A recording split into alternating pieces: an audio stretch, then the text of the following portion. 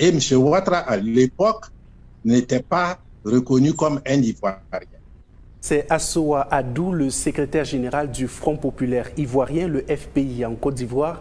L'occasion pour nous de revenir sur la candidature qui a été déposée hier de l'ancien président Laurent Gbagbo à la course à la présidentielle de 2020.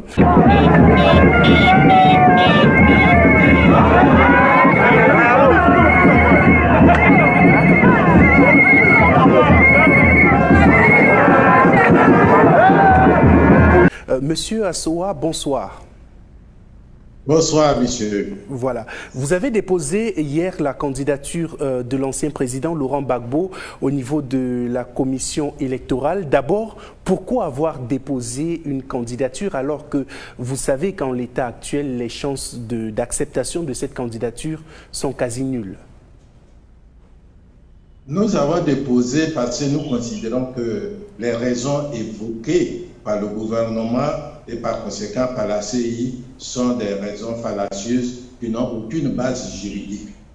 Donc Laurent Gbagbo jouit de tous ses droits et il peut être candidat. Ensuite, vous avez vu quand nous sommes allés déposer, il a été parrainé par toutes les régions de Côte d'Ivoire. Je vous dis bien toutes les régions, même les régions du Nord.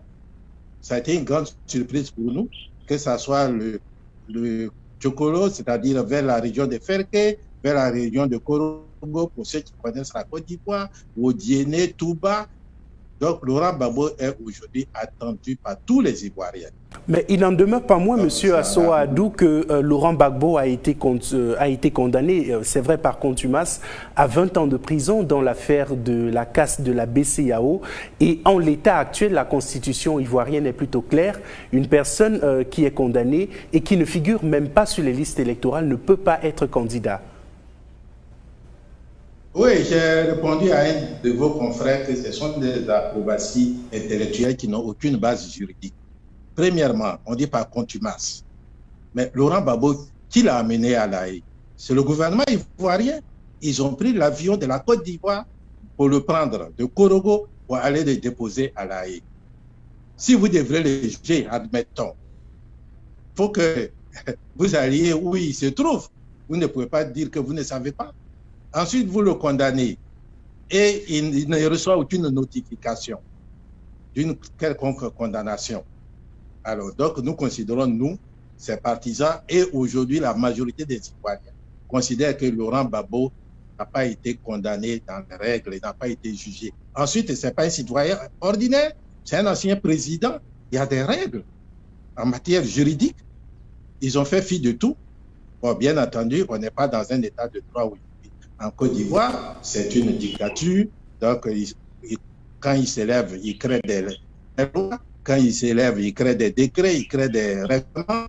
Donc, pour nous, Laurent Gbagbo est un citoyen libre qui jouit de tous ses droits. Donc, il doit être candidat. Voilà. Toujours est-il que le climat actuellement en Côte d'Ivoire est assez délétère. On a assisté ces dernières semaines à des manifestations. Certaines ONG ont qualifié le climat de vraiment préoccupant. Le pouvoir, pour sa part, évoque la nécessité de rétablir l'ordre et la stabilité. Comment vous, au niveau du FPI, vous appréciez la situation, le climat actuel en Côte d'Ivoire?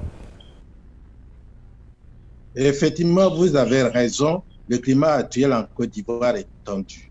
Mais pourquoi le climat est tendu? C'est parce que M. Ouattara a décidé d'être candidat, c'est-à-dire faire un troisième mandat.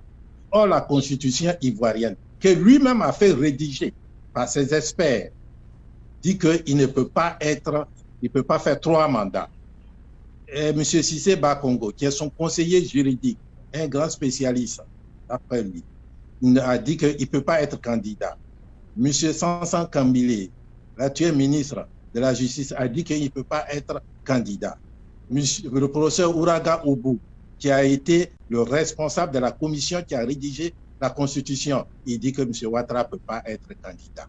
Donc, il pétine tout cela et il dit « je serai candidat ».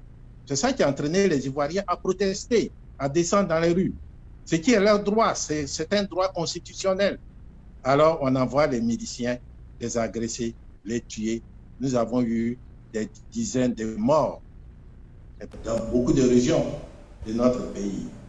Donc, c'est le gouvernement de M. Ouattara qui installe l'insécurité en Côte d'Ivoire aujourd'hui. Vous accusez le président Ouattara. Toujours est-il que la situation en Côte d'Ivoire ressemble étrangement à celle qui régnait il y a 10 ans, en 2010, sauf que les rôles sont quasiment inversés. À l'époque, c'était l'actuel président Alassane Ouattara qui était inéligible du fait de ce qu'on a appelé l'ivoirité.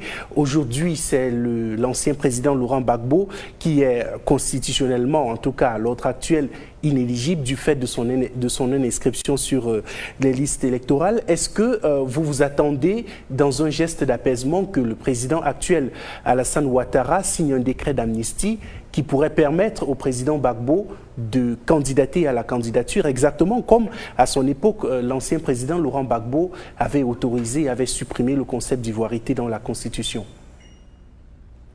Il n'y a jamais eu de concept d'ivoirité dans la Constitution de la Côte d'Ivoire, depuis le président Houphouët-Boigny jusqu'au président Gbagbo. Jamais, jamais, jamais. C'était dit que pour être président, candidat à la législature suprême en Côte d'Ivoire, il faut être ivoirien. Et M. Ouattara, à l'époque, n'était pas reconnu comme un Ivoirien. Il a été d'abord vice-président de la BCEAO au titre de la Haute-Volta. C'est sur cette base donc que le gouvernement d'alors avait dit qu'il n'était pas ivoirien. C'était ça le problème. Et il fallait donc résoudre ce problème. Le président Gbagbo, après avoir rencontré le président sud-africain, M. Thabo Mbeki, qui l'avait convaincu, a fait comme ferait tout bon démocrate, tout homme qui aime son pays. Il a dit, bon, la Constitution me donne des possibilités pour résoudre ce problème. Il s'est appuyé sur un article de la Constitution d'alors, l'article 48, pour que M. Ouattara soit candidat. Ça, c'est ça qui est le problème. Aujourd'hui, ce n'est pas du tout la même situation. Le président Gbagbo a été, je peux dire, kidnappé, arrêté, déporté à La Haye par les troupes de M. Ouattara, aidé en cela par la France, pour être enfermé à La Haye et être jugé pour des crimes qu'il n'a jamais commis. Il a été lavé de tout soupçon, il a été libéré et aujourd'hui il doit regagner son pays. Et c'est là qu'il y a le problème. M. Ouattara ne veut pas qu'il revienne en Côte d'Ivoire, ne lui donne pas le passeport, un passeport ordinaire, alors qu'il n'a même pas besoin de passeport, parce qu'il n'est pas parti à La Haye de lui-même. On a pris un avion du pays pour le déposer, le même avion peut aller le prendre pour revenir ici. Donc nous ne sommes pas du tout alors dans des cas similaires. C'est tout à fait différent. Donc ça suppose que vous ne vous attendez pas à un décret d'amnistie du président Ouattara? Mais il va amnistier qui? On ne reconnaît même pas que Gbagbo a été condamné.